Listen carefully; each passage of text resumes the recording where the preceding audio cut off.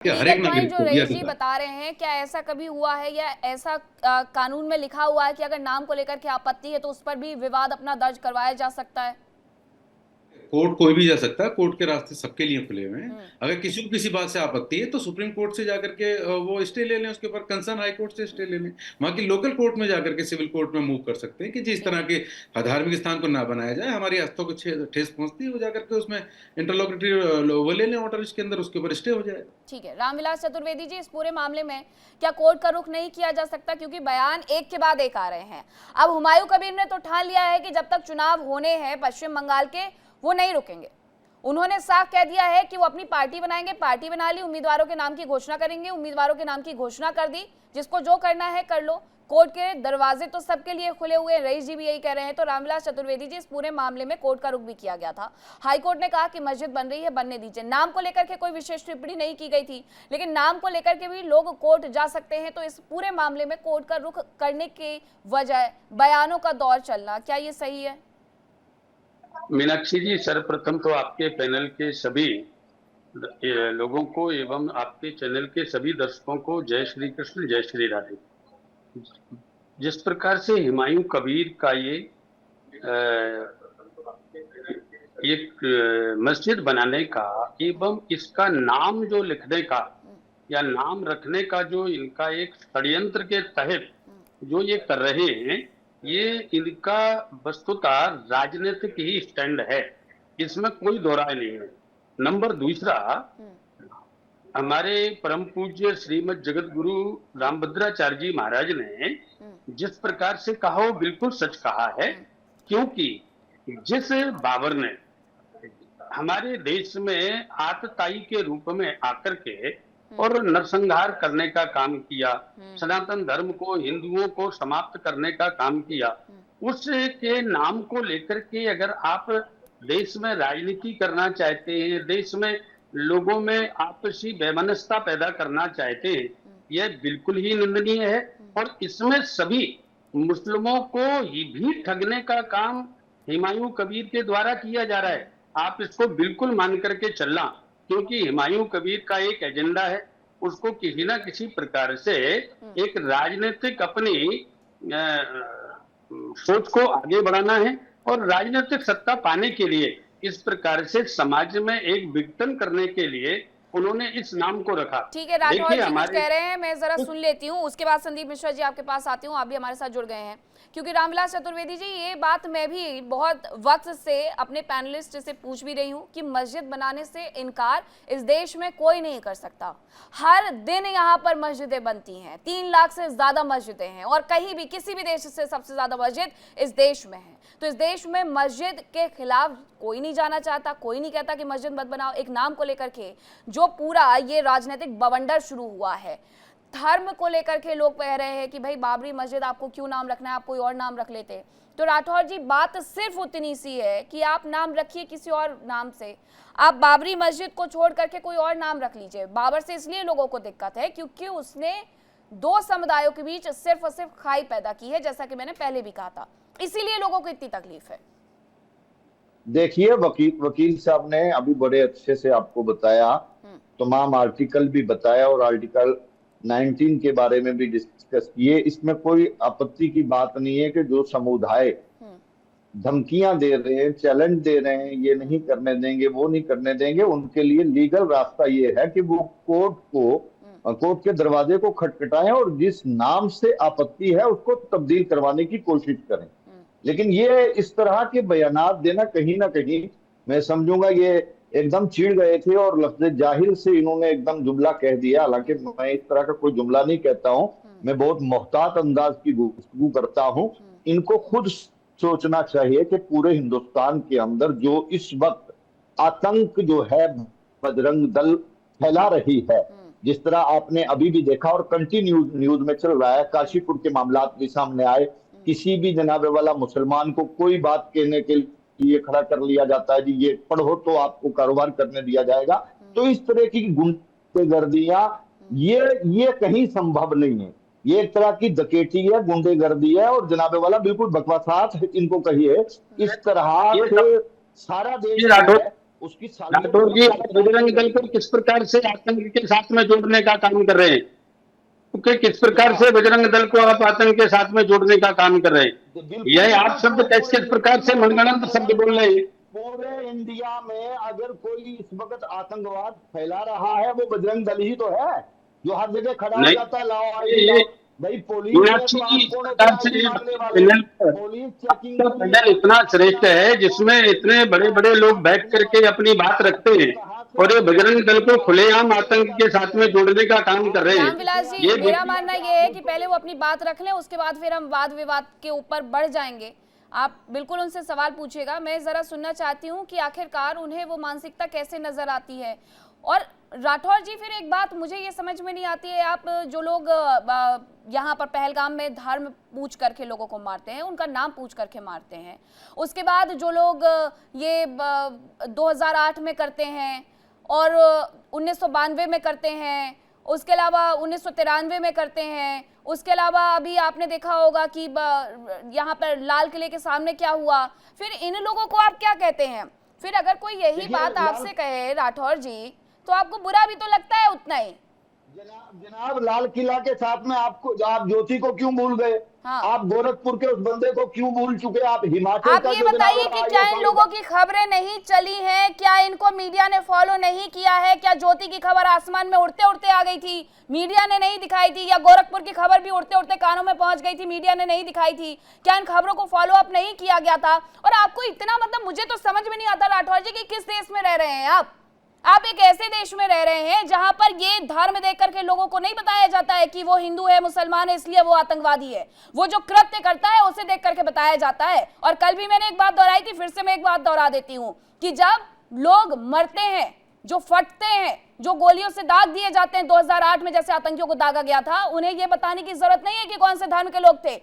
जो नमाज अदा की गई जनाजे की, जो दफनाए गए, उसके बाद उनके धर्म खुद ब खुद खुल करके सामने आ गए थे। राठौर जी देखिए, मेरी बात सुनिए। हाँ। जितने लोग पकड़े गए, जिन्होंने आतंक फैलाया, उसमें जनाब वाला मुख्तलिफ समुदाय से लोग थे। मैं उनको ये कहूंगा कि उनका किसी धर्म से कोई ताल्लुक नहीं है। हाँ, जो उनका आप पे आई तो उनका किसी धर्म से कोई ताल्लुक नहीं है। आप पर आई तो किसी के उनके धर्म से कोई ताल्लुक नहीं है। सर सुनिए, ये ना भारत देश है, यहाँ हर खबर को उसी हिसाब से मीडिया कवर करता है जैसे लोगों की भलाई के लिए होती है। कल जिस तरीके से इस तरीके के वीडियो सामने आए क्रिसमस को लेकर के, उसका भी मीडिया ने पूरी तरीके से बैन किया, उसे भी मीडिया ने बायकॉट किया और उस पर भी सवाल खड़े किए कि ये कैसे हो सकता है। जब हम धर्मनिरपेक्षता की बात कहते हैं, एक समाज अपना त्योहार मना रहा है, आप उस पर किसी भी तरीके से शिकंजा नहीं कर सकते। तो ये हम लोग हैं जो सवाल पूछते हैं। तो सर ये हमें मत बताया करिए आप कि किसने क्या किया, किसने क्या नहीं किया। हमारे सामने तो सबकी किताबें खुली हुई हैं। अब मैं आपसे पूछती हूँ संदीप मिश्रा जी, देखिए सर, मैं सिर्फ आपके साथ डिबेट करने के लिए तो बैठी नहीं हूँ, आप मेरे पैनलिस्ट के साथ डिबेट करिएगा। मेरा काम है सवाल पूछना, मैं आपसे सवाल पूछ रही हूँ, पूरा वक्त भी आपको नहीं दे सकती हूँ। संदीप मिश्रा जी, जरा मुझे ये बताइएगा कि गलत को गलत कहना नहीं सीखेंगे, लेकिन ये जरूर बता देंगे कि अगर इसने गलत किया तो इसने भी तो गलत किया है। अगर ये समुदाय गलत कर रहा है तो इस समुदाय में भी तो गलत लोग हैं। लेकिन हम ये कभी नहीं मानेंगे कि दोनों ही समुदाय के लोग हैं तो वो गलत कर रहे हैं तो वो गलत कर रहे हैं। अरे दोनों में मानिए ना, एक ही नाम पर क्यों खड़े हो जाते हैं? देखिए, एक की गलती दूसरे की गलती बता देने से खत्म नहीं हो जाती है। अगर आप किसी को निर्दोष को मार रहे हैं तो आप फिर उसको जस्टिफाई करें कि वहां की घटना पे चर्चा नहीं हुई तो यहाँ पे नहीं होनी चाहिए। इस तरह की डिबेट जो है कहीं से जो है डिरेल करती है सही मामले में जो संवैधानिक ढांचा है हमारा जो है। दूसरी बात, यहाँ पे जो सखी खान राठौर जी को हम लोग राठौर जी कह रहे हैं, अगर आगे का दो नाम ना बोलें और वीडियो न जा रहा हो तो लोग समझेंगे राठौर जी कोई क्षत्रिय होंगे या कुछ और होंगे। तो इस तरह से आप इनको सखी खान बुलाएं तो ज्यादा बेहतर रहेगा, जिससे कि डिबेट क्लियर जाए कि कौन बोल रहा है। बाकी पहनावे से तो बिल्कुल स्पष्ट है, भाई साहब मुस्लिम है और शायद बजरंग दल का यही काम है कि जो छद्म रूप से अपने आप को हिंदू बन करके हिंदू भाई बहनों के बीच में हमारी बहन बेटियों के साथ जो है कन्वर्जन का काम कर रहे हैं, उनको नंगा किया जाए, चौराहे पे लाया जाए और फिर जब उनको पकड़ा जाता है तो वहां पे शोरगुल मचाया जाता है। भाई आप अपने आप को छद्म रूप से क्यों रखते हैं? जैसे हमारे सखी भाई बैठे हुए हैं, सखी खान साहब पूरी तरह से खुलेआम आइए कि आप मुस्लिम हैं। अगर आपकी बातें किसी बहन को अच्छी लगेगी तो आपको पसंद करेगी, आपके साथ जाएगी, आपसे बात करेगी। लेकिन आप हिंदू बन करके छद्म रूप से जब हमारे भाई बहनों के साथ जो है इस तरह का काम करते हैं तो अरे निश्चित ही मेरी बहुत ही मेरी बात आपत्तिजनक है। सुनिए भाई, और मेरी दूसरी बात बात जो यहाँ सुनिए। पर चल रही कबीला है कबीला नहीं बदलता बाबरी यार, मस्जिद को ये लेकर तो के, अनपढ़ता मुझे है। इस बात से अगर आपने आश्चर्य होता पढ़ा है लिखा कि होता तो आप लुटेरों के जुमला नहीं प्रति बोलते। भारत के मुसलमानों कबीला को नहीं सहानुभूति बदलता क्यों भाई, है? कबीला राजपूत जो होगा, व्यक्ति थोड़े भारत लोग को कैसे खंडित किया बदलेगा हो, भाई? भारत में आप जो कत्लेआम आपस मचाया में हो, बात कर रहे हैं, मैं उसके लिए मुसलमानों चर्चा बात कर क्यों रहा हूँ होती है? अभी। अरे भाई, चर्चा करनी है तो हाँ, दारा शिकोह के लिए करिए, आप मेरे दारा साथ अभी डिबेट मत बहादुर शाह करिए, जफर के लिए डिबेट करिए। कर लीजिए, आप चर्चा आपस में करनी है तो मुसलमानों अकबर के के लिए लिए, करिए। राठौड़ भाई वाली बात कर लीजिए आप। हुमायूं और बाबर के लिए आप चर्चा मेरी क्यों हो बात रही पे है क्यों जिसने डिबेट हमारे कर रहे हैं? ताने बाने को ध्वस्त किया है?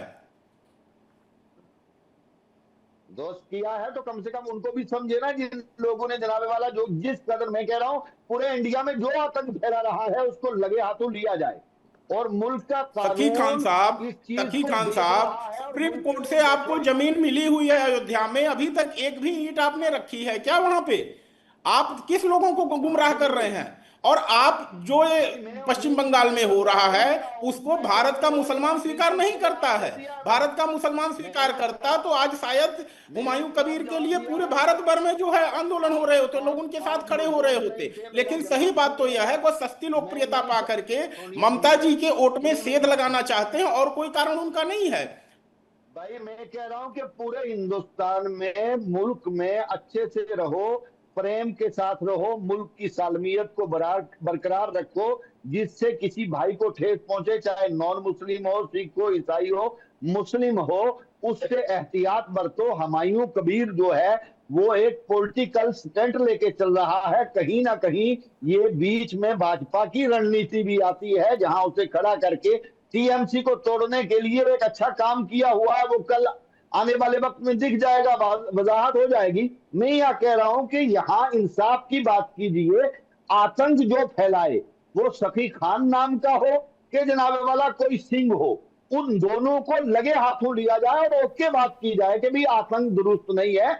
आतंकवाद से जनाबे वाला मुल्क बर्बाद होता है, मुल्क अच्छा ठीक है चलता सखी नहीं है। खान जी, ये बता दीजिए मुझे, ये बता दीजिए कि क्या बाबरी मस्जिद बनने की आवश्यकता मुर्शिदाबाद में है? मुर्शिदाबाद की जो रियल स्थिति है वो कुछ इस तरीके से है कि वहां पर स्कूल कॉलेज बहुत लंबे वक्त से नए खुले नहीं है, हॉस्पिटल वहां है नहीं, एक भी होटल वहां पर है नहीं है। तो मुर्शिदाबाद के लोगों को आवश्यकता किस चीज की है? मस्जिदें तो बहुत सारी होंगी, चलिए ठीक है एक और भी बन जाएगी, क्या सच में बाबरी मस्जिद की जरूरत है? इस्लाम में ये लिखा हुआ है कि जहां पर, कुरान ये कहती है कि जहां पर पहले से ही किसी बात को लेकर के विवाद हो जाए वहां तो कुरान पढ़नी ही नहीं चाहिए, वहां तो नमाज अदा करनी ही नहीं चाहिए। तो ऐसी जगह पर जाकर के नमाज अदा करना क्या वाजिब है? देखिए देखिए मेरी बात सुनिए।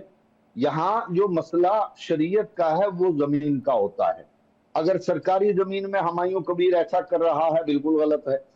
अगर जनाबे वाला किसी की जमीन को हड़प करके वो इस तरह कर रहा है तो गलत है। अगर वो अपनी जमीन पर या खुद जाती खरीद के जमीन जो है वो मस्जिद बना रहा है, जिस नाम से आपत्ति है उसके लिए उसे सोचना चाहिए और कोर्ट को भी सोचना चाहिए कि वो नाम हटा दे तो दूसरे नाम से 100 मस्जिद वहीं खड़ी कर ले, कोई उसमें आपत्ति नहीं है। अलबत्ता जमीन की इजाजत होने के बाद ही मस्जिद जो है वो बनाई जा सकती है, हर जगह मस्जिद नहीं बनती है। शरीयत का जो मसला है वो मैं बयान कर सकता हूं, वो मेरा काम है, वो मैंने आपको बतला दिया। ठीक है रावत जी, जब राम मंदिर बनने का वक्त था, ठीक है मैं समझ गई आप जो कह रहे हैं, रावत जी जब राम मंदिर बनने का वक्त था तो लोगों ने मुंह खोल खोल करके सजेशन दिए थे कि वहां पर अनाथ आश्रम बना लो, हॉस्पिटल बना लो। अब आज जाकर के देखें कि वहां पर राम मंदिर के साथ साथ क्या विकास हुआ है, कितनी दुकानें खुले हैं, कितने रेस्टोरेंट खुले हैं, कितने होटल खुले हैं, लोग उनके बाहर भी, मंदिर के बाहर भी दुकान लगा करके किस तरीके से अपना रोजगार चला रहे हैं। एक व्यक्ति दिन का 10-10 हजार रुपया कमा रहा है। तो ये जो लोग मुंह खोल खोल करके सजेशन दे रहे थे, अब इन सब के मुंह सिल गए हैं कि अगर बाबरी मस्जिद वहां पर बन जाएगी तो देश का विकास अब किस दिशा में चला जाएगा, एक 700 साल पुराने व्यक्ति के लिए 500 साल पुराने व्यक्ति के साथ। मीनाक्षी जी, सखी खान राठौर साहब बड़े प्यार से बात कर रहे थे कि मैं शरीयत की बात कर रहा हूँ। मस्जिद ऐसी जगह पे बननी चाहिए जो खरीदी हुई हो, कब्जा की नहीं हुई हो। काशी विश्वनाथ में जो ज्ञानवापी खड़ी हुई है वो किसने खरीदी थी? वहां पर कौन आया था? वहां पर 1440 साल पहले तो इस्लाम था ही नहीं, उससे पहले भी वहां पर वो महाकाले का विश्वनाथ का मंदिर था। और भगवान कृष्ण का जो मंदिर, भगवान कृष्ण की जन्मभूमि है, वो तो आज से नहीं है, तो द्वापर से वहां पर है, और द्वापर में उसके बगल में ईदगाह खड़ी हुई है। वो वो वो किसने कब्जा करी? वो औरंगजेब के विरोध में बोल के बताओ ना। है, आप बड़ी मीठी मीठी बातें करते हो यहाँ करके, ऐसे ऐसे पाठ पढ़ाते हो जैसे ये बच्चे हैं कोई समझे बैठे हुए काशी हैं। विश्वनाथ की और ये जो बड़ी जमीन थी ज्ञान वापी 76 की एकड़ हिस्ट्री जमीन, सुनाइए, जो याद नहीं है जो बाबरी आपको? जिसको आप बोल रहे हो, याद नहीं ये है राम जनाब ट्रस्ट आपको? की अभी जमीन थी, 55 साल उसी को उम्र है कब्जा कर आपकी, रखा था आपको ना। याद नहीं है, हैं? हिस्ट्री याद और नहीं जामा आई? मस्जिद जितनी है, पढ़िए। और संभल के अंदर जो मस्जिद थी, वो हाँ, वो हिस्ट्री वो कब्जा की पढ़िए, हुई है, सारी की हिस्ट्री सारी है। पढ़िए, आप उज्जैन में हिस्ट्री देखिए, पढ़िए, धार में देखिए, हिस्ट्री। कहाँ नहीं देखिए, आपको हिस्ट्री जहाँ याद जगह नहीं जगह पे है। आपने कब्जा कर रखा है, आपको ये और फिर वहीं जाके आप नमाज अदा करते हो। से वहां आपको मूर्तियां होती है मूर्ति नीचे, तलाश करने उन के लिए मूर्तियों मस्जिद के जाना है। खम्भों में वहां पर आपको स्वास्तिक धंधा होता है, करने के कमल लिए का मस्जिद फूल जाना होता है, है। घंटे आपको घड़ियाल होते गुंडागर्दी हैं, करने के और लिए वहां मस्जिद बराह जाना होता है। है। वहां जा इमाम करके से आप नीचा दिखाने के पूजा लिए पाठ करते मस्जिद हो, जाना अपनी है। नमाज अदा आप करते हो। मुस्लिम पर कोई बचेंगे, दीन आप ईमान है मस्जिद या चले नहीं है आप जाएंगे। लोगों का? आप या अपने टीवी पे बोलने के लिए बोल देते हो मीठी मीठी बातें? बस मैं तो शरीयत की बातें कर रहा हूँ, मस्जिद ऐसे बननी चाहिए, मस्जिद ऐसे बननी चाहिए। आचार्य वो जम्मू क्या कह रहे कश्मीर हैं, एक बार जरा सुन लेते हैं उनको भी। हाँ जी, बोलिए। नहीं सारे जाएंगे। मस्जिद जितने भी मंदिर थे सारे कब्जा आचार्य करके वहां रुकिए मस्जिद रुकिए। बना रहे हो। मुझे ही मालूम नहीं है। हाँ, क्या? बोलिए बोलिए, अभी आपकी आवाज आ रही है। राठौर जी, आप बोलिए, क्या कह रहे थे आप?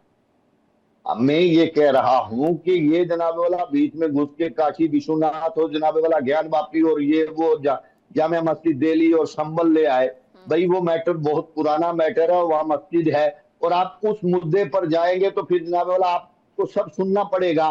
फिर मैं ये कहूंगा कि जनाब वाला राम मंदिर मामले में जनाब वाली सुप्रीम कोर्ट का ये फैसला था कि वहां मस्जिद मंदिर गिरा के मस्जिद नहीं बनी है, तो आप कहेंगे जी वो पुरानी बात हो गई है। तो जो बात जनाब वाला आप गड़े मुर्दे क्यों उखेड़ रहे हैं? जो मस्जिद है उसे मस्जिद रहने दिया जाए, जो मंदिर है उसे मंदिर रहने दिया जाए। आप औरंगजेब की बात कर रहे हैं, तो जो पुराने नहीं, मंदिर वो है वो तो कहाँ सारे से आए मामले जो हैं? हैं वो किन कोर्ट किन में है, लोगों उस ने पर बनाया? सुनवाई उन भी हिस्ट्री होगी। को भी रईस जी, रईस 200 जी वर्ष पहले एडवोकेट है हमारे साथ। के राठौर थे, हाँ, भी 200 वर्ष पहले राजपूत थे। आपके दादा परदादा पहले राम के भक्त थे। आप बेकार की बातें करते हो, बहस करने के अरे लिए बैठ मेरी जाते बात हो। छोड़िए ना, मुझसे हमारा सबसे सरिया, पहले इस्लाम में हमारा आ गया, सरिया। मोहम्मद ठीक है ठीक है, नबी। आचार्य पर्सनल मत मैं होइए। कह रहा हूँ मुझसे एडवोकेट तो हमारे पहले साथ बैठे इस्लाम हुए में हैं, आया। मैं रईस जी से ये सवाल ले लेती हूँ। देखिए, क्योंकि ये तमाम जो मुद्दे हैं जिस पर हम बात कर रहे हैं, जिस पर आप अब चर्चा को आगे डिरेल करने की कोशिश कर रहे हैं, लेकर के जा रहे हैं, ठीक है, उन मुद्दों पर भी बातचीत होनी चाहिए, लेकिन अभी वो एक अलग दिशा में लेकर के जाएंगे। बात बहुत जरूरी है बाबरी मस्जिद को लेकर के, इसलिए भी क्योंकि इस देश में आक्रांताओं के इतिहास की अब कोई आवश्यकता नहीं है। इतिहास बदलने की जरूरत है, और अगर इतिहास बदल रहा है तो उसे बदल दिया जाना चाहिए। रईस जी, मेरा आपसे सवाल ये है कि कोर्ट ने एक फैसला दिया राम मंदिर को लेकर के और बाबरी को लेकर के। हालांकि कोर्ट के फैसले में ये कहीं पर भी बाबरी का जिक्र नहीं है, विवादित ढांचे का ही जिक्र है। तो ऐसे में जो कोर्ट ने फैसला दिया, उसके बाद ये कानूनी प्रक्रिया के माध्यम से धोखा देना नहीं हो जाएगा कि एक जगह फैसला नहीं ले पाए तो दूसरी जगह जाकर के वो मस्जिद बना देना? और बात में अंसारी जी की भी कर लेती हूँ, जिन्होंने इस पूरे मामले में मुस्लिम पक्षकार रहे, उनके पिताजी मुस्लिम पक्षकार रहे। वो तक कहते हैं कि ये सब कुछ राजनीतिकरण है, ये पूरा जो मुद्दा था वो अयोध्या का था और अयोध्या के साथ में ही रहेगा। बंगाल में जाकर के वो सिमट जाना चाहिए, खत्म हो जाना चाहिए। देखिए, सबसे अहम बात तो ये समझ लें, अगर हिस्टोरिकल पॉइंट ऑफ व्यू से कोई बात कही जा रही है तो जो इतिहास में हो चुका है उसे कोई ना बदल सका है, ना बदल सकेगा। जो बात कही जा रही है, ठीक है, अगला अपना कोई बना सकते हैं, चीज़ें उसके अंदर गढ़ी जा सकती हैं, वो एक अलग बात हो सकती है। लेकिन जो चीज़ है, चाहे वो एंडोमेंट्स के हों या वक्फ के हों या गुरुद्वारा प्रबंधक कमेटी के अंडर में जितने भी हिस्टोरिकल मोनूमेंट्स या उनकी इबादत गाहें या जो भी चीज़ें आती हैं, रिलीजियस स्ट्रक्चर्स, वो सबसे पहले तो अपने अपने एंडोमेंट्स एक्ट के अंदर गवर्न करती हैं। वो अंग्रेजी हुकूमत के दौर में एंडोमेंट्स बने और आज तक चल रहे हैं, चाहे काशी विश्वनाथ का ले लें या दूसरे तेलंगाना में हैं, तमिलनाडु में हैं, अलग अलग एंडोमेंट्स में सब प्रोटेक्टेड मोनूमेंट हैं, रिलीजियस मोनूमेंट। अब हम आपको एक बार हवाला देते हैं, मद्रास हाई कोर्ट ने अभी हाल ही में एक जजमेंट दिया था, जहां मद्रास के अंदर एक बुद्धिस्ट टेम्पल के अंदर बहुत टाइम से पूजा अर्चना चल रही थी। वहाँ कोर्ट ने उसकी जांच कराई, उसके अंदर पाया गया कि वो बुद्धिस्ट टेम्पल है और वहाँ पर मद्रास हाई कोर्ट का जजमेंट है कि उन्होंने वहाँ पर उसमें पूजा अर्चना को रुकवाया और उसको ASI को हैंड ओवर किया। हालांकि अब बुद्धिस्ट की डिमांड है, उसके अंदर वो एक अलग पहलू है, वो अभी सब जुडिस है, दूसरे पहलू का मैटर। लेकिन जो भी चीज़ें हैं, अगर किसी के पास कोई पुराने कागजात हैं, किसी भी, चाहे राजा ने दिए हों या किसी ने दिए हों, एक्चुअल में उसकी वो विरासत का एक बहुत बड़ा डॉक्यूमेंट है। ऐसा नहीं है कि सिर्फ और सिर्फ जो है किसी उसने दे दिए। बहुत सारे राजा, बहुत सारे मुगल ऐसे लोग रहे हैं जिन्होंने हिस्ट्री के अंदर वो दान पत्र दिए हैं, जगहें दी हैं। और अगर आप उसके अंदर देखेंगे, बहुत सारी मस्जिदें या बहुत सारे इस तरह के जो उस टाइम के मोनूमेंट्स हैं, उस टाइम में जिस दौर की हुकूमत होती है उसमें हर किसी को मतलब अप्राइजल देने के लिए या उसके सम्मान के अंदर कोई चीजें बनाई जाती हैं। तो जब किसी राजा या बादशाह को कहीं पे बुलाया जाता था, जिसकी बात आचार्य एच रावत जी कह रहे हैं, क्योंकि हम एक कानूनी पहलू उसमें बताना चाह रहे हैं कि क्यों उसके अंदर वो रूपरेखाएं हैं या कमल हैं या दूसरी चीजें हैं, उनके जो शिलालेख हैं या वो स्तंभ हैं, उसके अंदर क्या था कि उस दौर की जो चीजें थी उस वक्त में कारीगर उसी तरह के होते थे, और वो जब राजा को बुलाया करते थे अपने उसके सम्मान के लिए, तो वहां पर उसके, अगर वो मुस्लिम राजा होता था तो मुस्लिम राजा के लिए उसकी इबादतगाह को बनाया जाता था एक सम्मान के रईस तौर जी, पर। आपने ना बहुत यहाँ पे सारे इस एक तरह जो के बहुत मंदिर बनाए। महत्वपूर्ण बात का जिक्र किया है कि अगर किसी के पास डॉक्यूमेंट है तो उसे माना जाता है, और कोर्ट में वही राजस्थान के घरानों की तरफ से राम मंदिर को लेकर के नक्शे पेश किए गए थे इस पूरे मामले में, कि उनके पास वो नक्शे भी हैं, उनकी जो पूरी पत्रिका है वो बताते हैं कि 302वें वंशज थे। तो ये तमाम बातों का जिक्र हुआ, कोर्ट ने ऐसे ही हवा में कोई फैसला नहीं दे दिया था और राम मंदिर बन चुका है। मुझे लगता है उसके साथ ही ये मुद्दा वहीं बंद हो जाना चाहिए, बाबरी मस्जिद का हो या फिर किसी और चीज का हो।